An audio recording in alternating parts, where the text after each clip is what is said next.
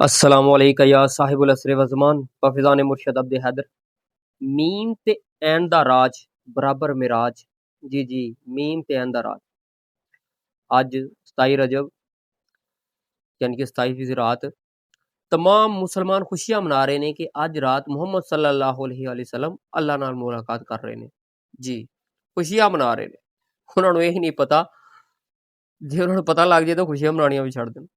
जी हाँ, जिस अल्लाह नूं ਉਹ मिले ने ना मुहम्मद सल्लल्लाहु अलैहि वसल्लम, ਉਹ ਮੁਸਲਮਾਨਾਂ ਦਾ ਅੱਲਾ ਨਹੀਂ ਸੀ ਬਲਕਿ ਨਸੈਰੀਆਂ ਦਾ ਅੱਲਾ ਸੀ। ਜੀ ਉਹਨੂੰ ਸਹਿਰੀਆਂ ਦਾ ਅੱਲਾ ਸੀ।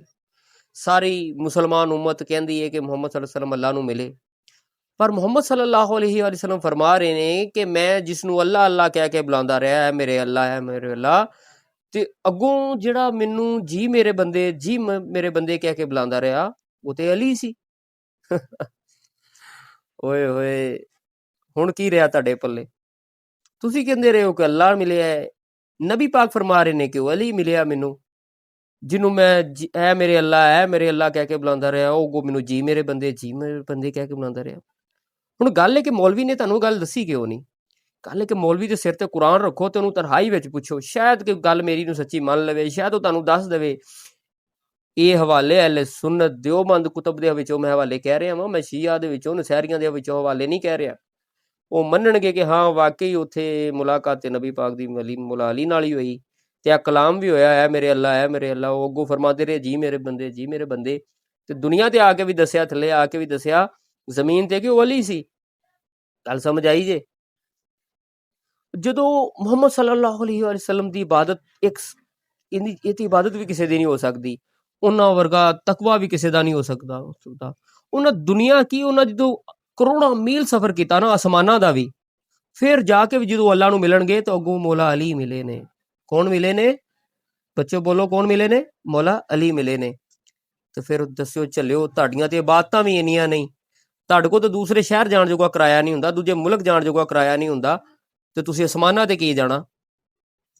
ਉਹ ਜਦੋਂ ਨਬੀ ਪਾਕ ਸੱਲੱਲਾਹੁ ਅਲੈहि ਵਸੱਲਮ ਨੂੰ ਵੀ ਅੱਲਾ ਦੀ ਤਲਾਸ਼ 'ਚ ਕਰੋੜਾਂ ਮੀਲ ਦੂਰੋਂ ਨਿਕਲਣ, ਦੁਨੀਆ ਦੇ ਕੋਨਿਆਂ ਤੋਂ ਵੀ ਪਾਰ ਹੋ ਜਾਣ, ਤੇ ਸੋਹਣੇ ਉਹਨੂੰ ਵੀ ਅਲੀ ਮਿਲਦਾ ਹੈ।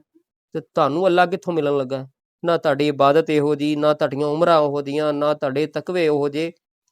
ਤੇ ਗੱਲ ਸਮਝਿਓ, ਜਦੋਂ ਤੁਸੀਂ ਮੌਲਾ ਅਲੀ ਦੇ ਦੁਸ਼ਮਣ ਵੀ ਹੋ ਤੇ ਮੌਲਾ ਅਲੀ ਦੇ ਦੁਸ਼ਮਣਾਂ ਦੇ ਦੋਸਤ ਵੀ ਹੋ, ਤੁਹਾਨੂੰ ਅੱਲਾ ਕਿਵੇਂ ਮਿਲਣ ਲੱਗਾ?